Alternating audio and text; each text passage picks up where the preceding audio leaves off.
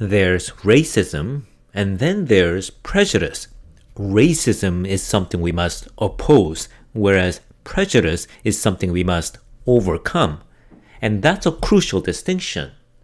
Let me explain what I mean here in What do you mean God speaks? I am Paul Sungho-jung, and this is the second postseason episode of Season 3. Renounce racism, but overcome prejudice. I was born in Korea and spent my early childhood there. By the way, that's South Korea, if some people are asking, and believe me, this is a question that I've been asked before. And though I lived most of my life in Canada, since my parents immigrated here, Korea remains a significant part of who I am. So when I made a trip to Korea last month, it was quite a meaningful experience. It's an interesting place of juxtapositions, Korea. Here's what I mean. In Seoul, its capital city, a 500-year-old palace sits under a shadow of densely wooded mountain on the one side and a multi-lane crossroads lined with electric cars and hydrogen-fueled buses on the other. Not far from it is a 123 stories high skyscraper rising atop a labyrinth of 23 or more subway lines and subterranean malls and forums. You can ride one of those subway lines to a museum to see an exhibit of 2,000-year-old artifacts that were unearthed just outside that city, while a robot, yes, a robot, though it's more of a computer terminal that you can speak to, and it roams about on its wheels, inviting you to ask for help if you need directions in the museum. And so I think I can be excused for feeling a bit disoriented at times during my travels. Korea is an important part of me, yes, but I'm also a foreigner there. So there were a number of times when I was asking questions or directions and people there looked at me as if I had lived under a rock or something all my life. Then I had to explain to them that I'm not actually Korean, that I was Canadian of Korean descent. It was a kind of ironic echo of the times in Canada when I had to tell people the same thing, though for a different reason. That although I am of Korean descent, I am a Canadian like them. Now, this never personally bothered me like how it seems to bother many people from immigrant backgrounds, partly because, as far as I was concerned, every Canadian is a Canadian with some particular descent or other, whether Asian or African or European or the First Nations, since that's the kind of country that Canada is. And the same is true for countries like the US as well, and pretty much any country nowadays that rely heavily on immigration. It's that I can keep track of which culture and ethnicity that compose me, whereas many other people are no longer able to. But see, I think that's their problem and not mine. But I also know that for most people with immigrant backgrounds, when other Canadians ask where they come from, it feels to them like they are being told that they aren't really Canadians or Americans or whatever. And sometimes that is precisely what they are being told. Heck, even I've had times when complete strangers spat those infamous words at me, "Go back to your country." And that, I suppose, is quite a clear example of racism. But when I was in Korea, where people also assumed that I was Korean and not Canadian, a question sort of popped into my head. What's the difference between people assuming that I was Korean rather than Canadian when this happened in Korea, as opposed to when it happens in Canada? I mean, other than the obvious ones, like it's a different country. One difference, of course, is that of inclusion. One assumed that I was one of them, whereas the other assumes that I was not. But then I realized that what I was asking was, when is someone's wrong assumption about my nationality racism, and when is it not? I suppose I had in mind the incident some time ago when, I think it was a lady-in-waiting for the late Queen Elizabeth, she asked a British national of African descent this very question, "Where are you from?" And it was then that the internet blew up with accusations of racism. Yet my musing about my experience in Korea raised for me a point that piqued my interest. See, there is a common root for both cases, when people mistook me as Korean and when someone in Canada told me to go back to my country. Both cases stem, at least ostensibly, from preconceptions. In both cases, people have some kind of preconception of what a Korean or Canadian should be like, and preconceptions can often turn into its more negative versions, prejudice, prejudice regarding race or ethnicity or nationality. This, of course, is very closely connected with racism. What do I mean closely connected? Isn't it simply racism? Well, I suppose yes, but there's a reason why I want to make a distinction here. Or at least, even if we call all of that racism, I think we need to be conscious of different kinds or roots, so to speak, of racism. Why? Because how we should respond to it differs depending on which one. Racism, as I'm going to call it here, is something to stand against, to oppose, and to renounce. Prejudice, on the other hand, is something to overcome, to change and correct. And it seems to me that, at least in popular conversations, such as editorials or opinion pieces in newspapers and other media, or worse, comments or posts on SNS platforms, people rarely seem to, if ever, notice this difference. In fact, I say that a lot of people probably don't even know what I mean when I say racism is something to renounce, whereas prejudice is something to overcome. And I'm going to get to it, but I'll need to set up a few caveats. First is obvious. I have not studied this topic as a discipline. There are, I understand, experts, scholars, sociologists, historians and such who have studied and researched these things. So consider this as a kind of general level thought and reflections, which I'm nevertheless speaking about here because, again, I haven't really found them in at least the popular conversations. Second is that it seems to me that whenever anyone points out that something is not simply racism, people on both sides of the political spectrum seem to take it as saying that somehow racism is not a problem anymore in whatever country they're from. And far from it. If it's not a problem, then there's no need to get into this topic in the first place. Now, if anyone's asking, have I ever experienced racism, then the answer is yes. But as with many things, I find that racism is a complicated thing as an experience. Now, as an ethnic minority in the country where I live, I've been on the receiving ends a number of times, as I mentioned about the go back to your country bit. So I've had racial slurs thrown at me. There was one memorable incident during my high school years when some group of kids around my age or maybe a couple of years younger repeatedly harassed my mother by yelling racial slurs at her. Yes, this was Canada and it happened in public and it surprised me as much as you. Now, we were at a fast food joint, so I got up from my seat and did what any normal son was obligated to do in such a situation. I slammed the kid's face to the table. He then promptly got up and went to a payphone to phone his brother because remember, it was quite a while back. And his brother was apparently part of a gang, and they soon arrived and surrounded the place. After a tense few minutes, this man rose from his seat and went outside and spoke to them in a very sharp tone. Now, I didn't hear what he said, but whatever he said, all of them then just left. Then he returned and told us that everything is now okay. He was a middle-aged white man who wouldn't have looked out of place in a Trump rally today. I'm specifically adding this bit for those who like to typecast people. Even quite recently, just a couple of years ago in fact, someone again told my mother to go back to her country. Now that I think of it, it's sort of odd that this thing seems to happen more often to women, which suggests certain things about people who do this. But I'd also add here that the one who said these words this time wasn't white. He was black. As I said, the issue of racism isn't so simple. Because no matter what anyone says, people who aren't white can be racist. I mean, as much as I love Koreans, we Koreans can be racist just like any other group.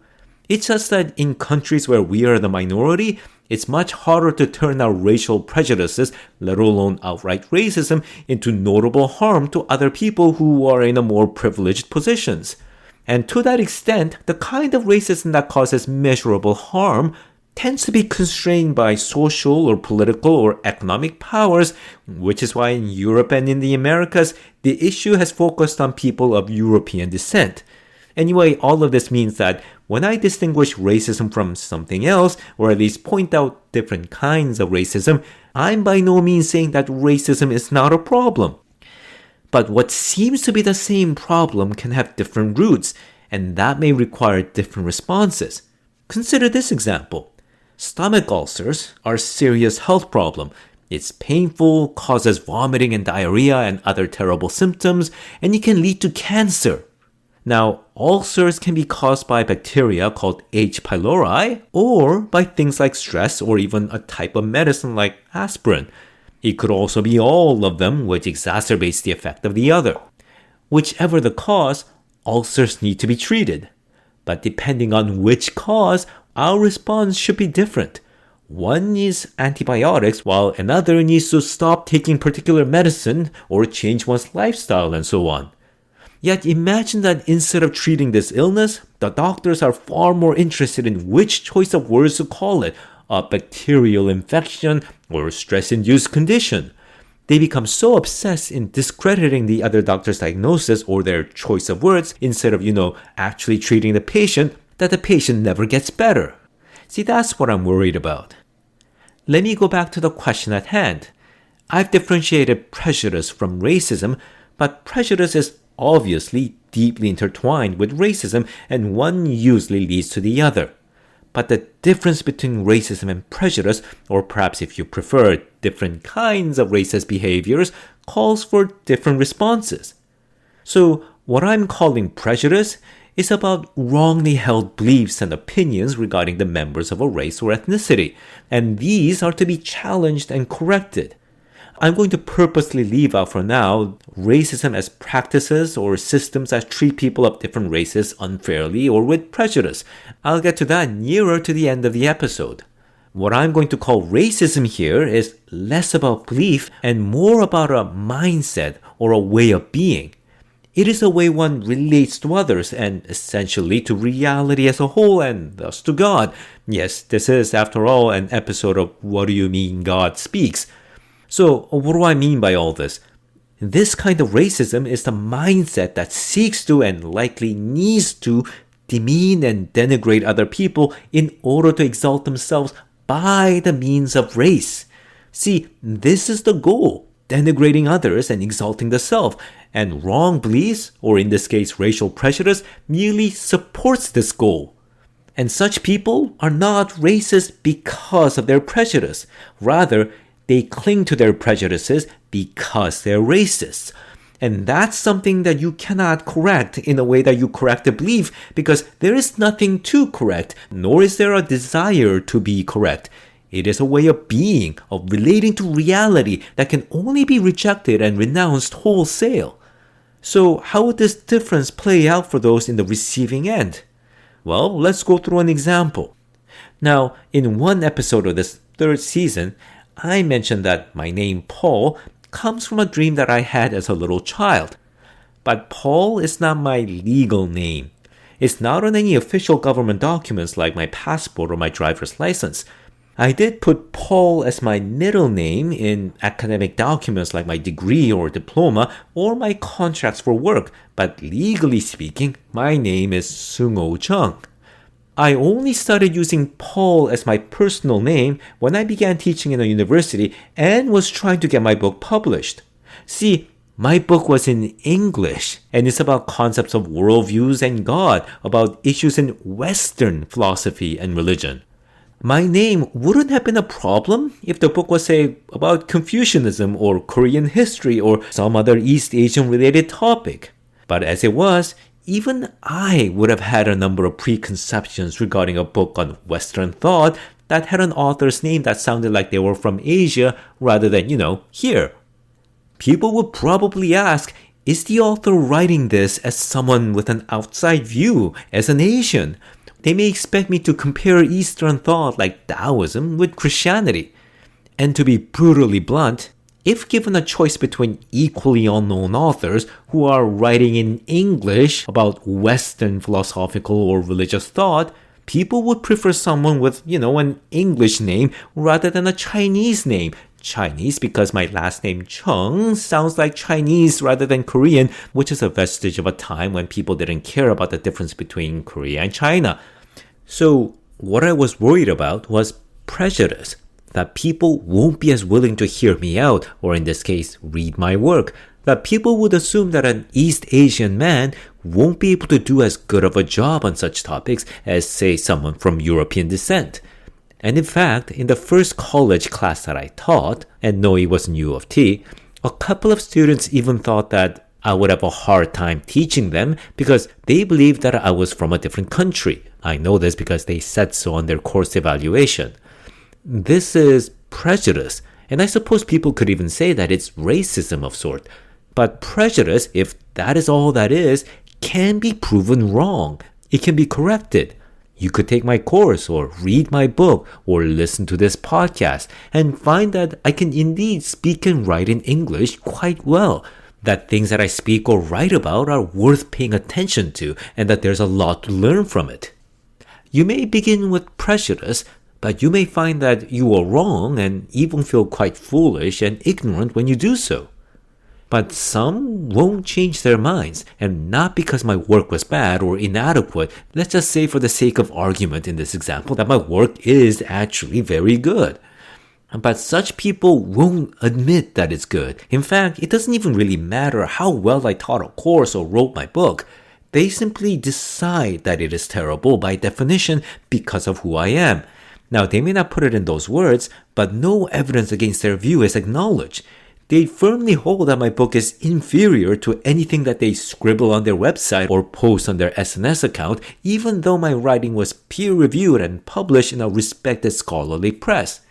And when confronted with that fact, they would reply that this is because academia is corrupt or scholars are liars and follow some dark agenda.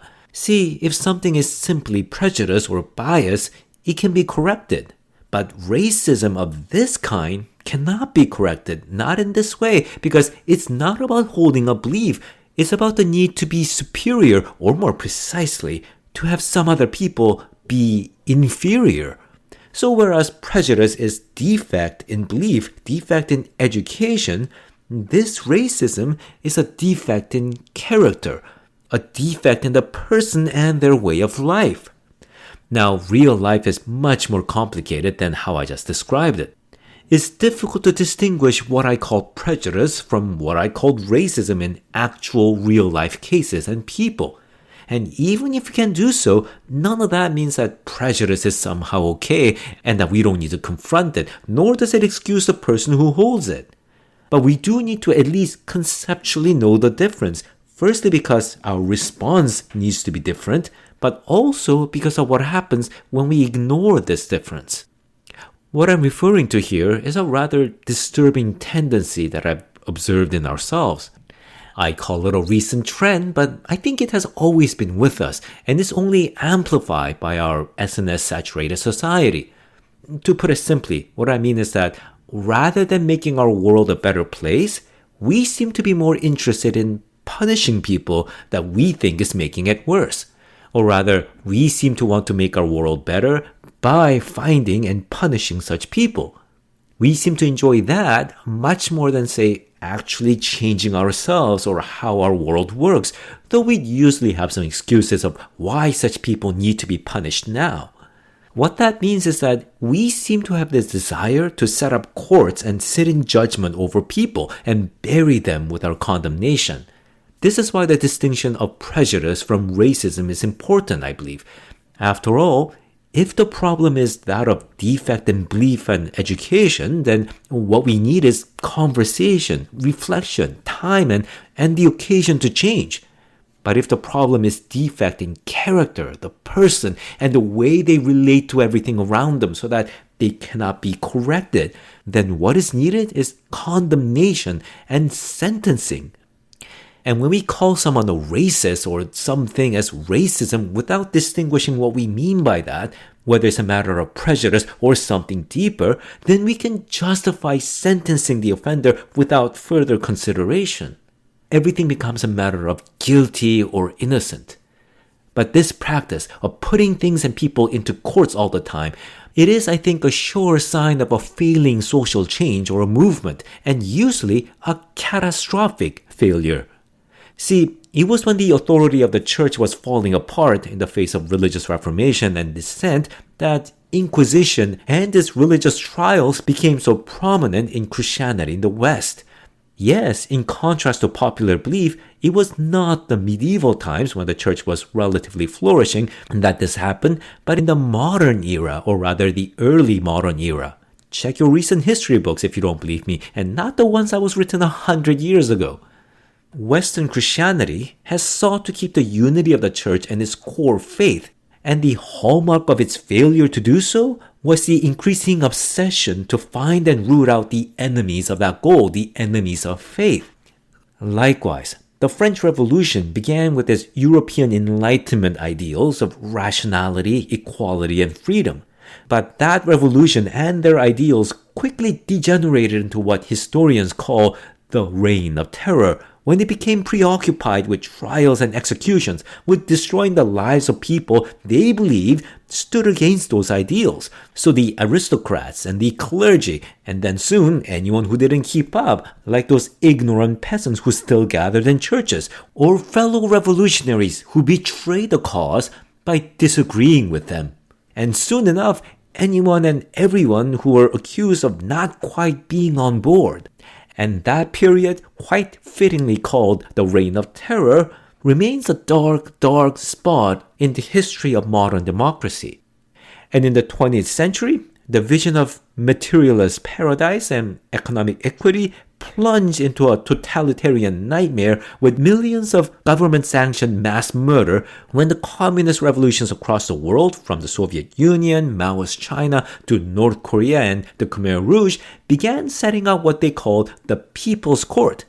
They began rooting out people to find and judge and bury anyone and everyone that they deemed were against their new society. The landowners, the businessmen and entrepreneurs, academics who held different views, political dissenters, or followers of religions like Christianity.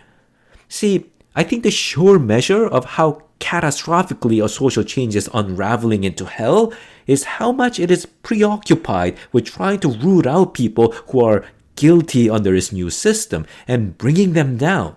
And it all begins with labeling people with categories that enable us to do so and justify us to condemn them indiscriminately. There are racists, don't get me wrong, and there are practices, institutions, and social systems that can be inherently unfair, structured and operated in ways that are based on prejudice or perhaps even sheer malice against those of another race. And we want to speak up against that. We want to bring about changes where it's needed to correct what is wrong. But when we label things simply as racism or people as racists and sweep everything from prejudice to malice into a single category, we narrow both our understanding and our actions and responses. When we do this, we turn everything into a trial, an inquisition, or the people's court, and we begin to see things and people simply in terms of convicts or defendants, of proving them guilty or innocent. And in a trial, we aren't trying to make the guilty into a better person. We don't converse with them or try to understand their perspectives or point out things that they missed and persuade them to change. We simply sentence them and incarcerate them or possibly execute them. And this narrowing of vision goes both ways. Those who are accused and those who are defending the accused will also see things simply in terms of conviction or acquittal. So the argument will go, this person or that person isn't a racist. They are friends with this or that person in this or that minority group. They never harbored any ill will towards such and such people, and so on and so forth. Nuance is lost. There is no room to say something like, this person really cares for the immigrant community, or the blacks or the Hispanics and so on, and is a friend to them. But they were ignorant of this or that thing, or held this or that prejudice, sometimes without even knowing, which really hurt the people around them in such and such manner. Instead of this more complicated and nuanced assessment, they are either to be convicted or to be acquitted in their entirety, to be condemned and denounced, to be branded with a stigma and a title of racist, or be completely exonerated and set up as the wrongly accused, persecuted by some dark forces, the quote-unquote social justice warriors and so on. And none of this changes anyone for the better. And worse, it blurs our senses of when we actually have to stand up against racism and real racists of the kind that needs such a conviction and resistance. The same problem applies to practices and institutions. See, they also become an all or none affairs, at least in the popular debates. This or that system is racist or colonialist, etc., to be condemned and cast away into the burning heap of rejected history that they were on the quote-unquote the wrong side of history. I, by the way, detest that phrase. It is so utterly arrogant and naive. Now, we want to seek justice, that's true, and we want to have lived in ways that won't make us ashamed in the future. But personally, I dare not say that I'll be on the right side, as if there's some obvious line that makes one group of people absolutely wrong and the other absolutely right forever without qualification in all of history. But when I hear people say that line nowadays, at least in popular conversation in the news or SNS, that's what it sounds like they're saying. And when we think like this, there simply isn't enough room to say in which way the structures and practices in our society have been good and have journeyed toward fairness, justice, and such, so that we can compare and say in which way they fell short. Because that's what it's really about. Things have fallen short, what Christianity defines as sin. It's not an all or nothing affair. Things aren't simply racist or defective or colonialist, period. Rather, it's something that needs repairs and upgrades and, in many sense, repentance. After all, if this country or its system is entirely and absolutely wrong, then why are you living here? And again, when our conversation becomes an all or nothing affair, a simple binary of condemn or exonerate and nothing else, then my question just now, why are you living here, turns from a plea for nuance and moderation into a rallying cry of those that say there is nothing wrong at all, that there is no inequality or injustice or prejudice or racism that's worth trying to correct today, that the problems raised by the critics are simply trivial. And if you disagree with them, then comes the infamous words, go back to your country. Whenever our social conversation regarding race, inequality, or injustice turns simply into a binary of condemning or defending a particular group or individuals or system, then we've made what should have been a journey toward a better world into a life or death fight for honor, a trial where winners take all, and the only meaningful change is which group is thrown into a pit. And I just can't feel that that's how we make the world better. Now we can finally go into what I mean by the title. Our response to racism in all its forms is of course complex and involves many steps. And far be it for me to claim that I know what those steps are. What I wanted to post instead is some very broad stroke categories, and instead of specific steps and actions, and for those you can ask actual scholars or maybe activists who are involved in this kind of thing, what I'm pointing at is a kind of mindset, a direction, if you will, of the kind of responses that I think are needed. So, racism of the kind that I described in this episode is something to renounce. It is something that can only be rejected wholesale because it is a character, a way of relating and rejecting and denigrating those around you. We must oppose it when we see it, condemn it, and when we find embers of that smoldering in ourselves, renounce it. That's another reason why I've used the word renounce. See, the mindset, the need to denigrate others to exalt themselves can have many expressions. Racism is one of them, but it is also not the only way to do so. The people who ran the Inquisition, or the Enlightenment's reign of terror, or the People's Court in communist regimes likely were rooted in that same spirit. It is, after all, a spiritual thing, an issue of who they are or become. Some people use race to set those dark embers ablaze, but we may do so in other ways. On the other hand, prejudice is something to overcome. It is proven wrong, and this has both sides. There is the obvious need to confront and correct those beliefs, but what I wanted to describe is what to do when I'm faced with prejudice. Then, I overcome them by living in a way that proves them wrong. To use my earlier example, if people are prejudiced against the quality of my work and writing, then I prove them wrong by doing work that is well above their expectations. Now at this point, some people may object by saying, Why should you prove yourself to such people? Why are you responsible for correcting their prejudices against you? And these people are probably thinking that I'm saying the following. If you have prejudices against me, it's my responsibility to overcome those prejudices, while you are entitled to your prejudices unless I prove to you otherwise. So it's okay for you to live with your biases until I overcome them, until I disprove them. But that's not what I'm saying. If you are prejudiced against me and hold wrong beliefs about me or apply your biases in regard to my race or ethnicity or whatever else, it's not my moral responsibility to prove you wrong or overcome your prejudices. If I do overcome them, it isn't for you.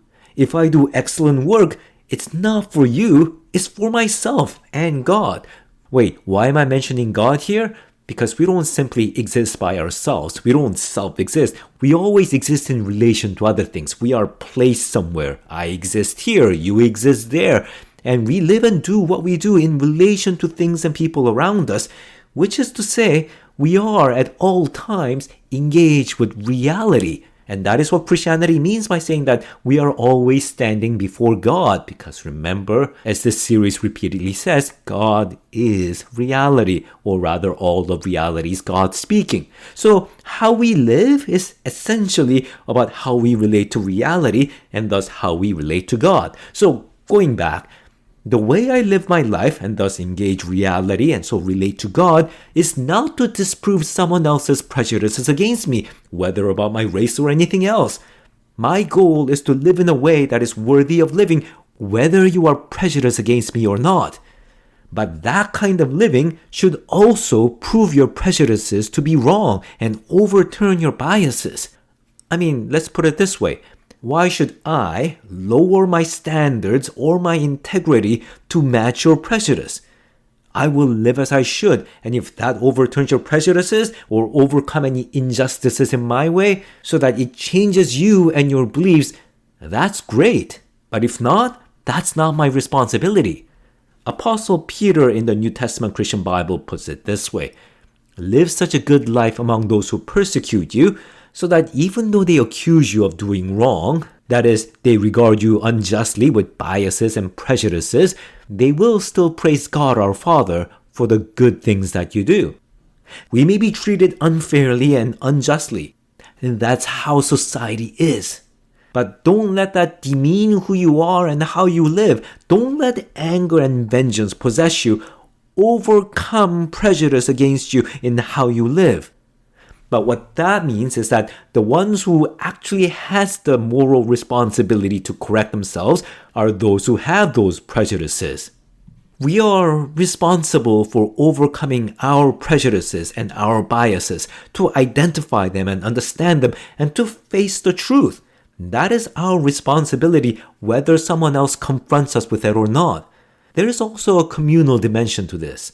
All of us are responsible for confronting the community to which we belong, to the people who count us as quote-unquote one of them, and enable our community to face our prejudices, to call for change and repentance. See, prejudices can be challenged and be corrected, and often with conversation and empathy and persuasion. Prejudice is something we are to overcome. But again, in contrast, racism as a spiritual condition, an attitude or a way we relate to reality, to demean and denigrate so that we can exalt ourselves, that requires something else. A mere correction is not sufficient because it is based on a refusal to be corrected, a refusal to acknowledge what is wrong. Now, racism of this kind can and do often pretend to be something else. People may cling to deeply prejudiced views by claiming that it is a genuine observation of facts about certain people, when it is in fact racism, something that is born in their hearts, something that have oriented them in a certain way toward reality, forming in them a spirit that exalt themselves by denigrating others, and that spirit can indeed also be woven into a system or an institution. Long-held prejudices may also metastasize into racism. So I'm by no means making light of the task ahead of us or the problem of racism.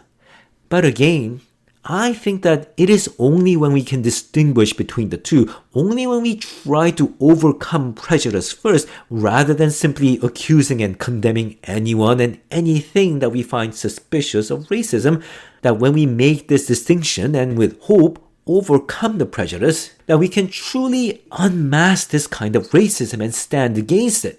Because it is only when we try to overcome prejudice, to engage people with hope, that we will be able to search deep enough and find what kind of people and what kind of systems that we are truly dealing with.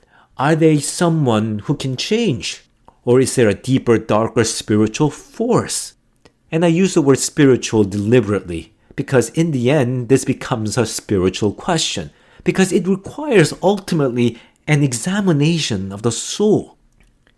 Overcoming prejudice requires perseverance and patience, enduring unfairness and biases, confronting and conversing and persuading without succumbing to the temptation to quickly label and condemn. And as we do so, we may find that people who we suspect are horrible people who are hiding behind masks will not get their punishment as soon as we'd like. And the changes that we seek will often come slowly and after a long time, often with great sacrifices. Prejudices that we are facing today may only be overcome in a distant tomorrow. It may be that it is not me or my generation that will reap from overcoming the barriers of biases and injustices today. But that is how it always works. The good that we work for today will enrich those living tomorrow, just as the good that we enjoy today were won by those who suffered yesterday. That is a central pattern to the life of carrying our crosses, something that Jesus taught his disciples to do in the Gospels. And I think part of the reason why we want to label and then punish people is because we don't like this dynamic. The very possibility that villains of today may escape their comeuppance while we carry our crosses and make the slow and grueling journey toward tomorrow. But in trying to quickly root out the villains of today, we may very well be becoming the villains of tomorrow. Thank you for listening. Please join me next episode when I likewise reflect on how to choose our leaders based on character rather than political affiliations. Please subscribe or follow the series, or rate the series or review it on the platform that lets you do so. And you can also support this series by buying me coffee when you click the link in the episode description that says support the show.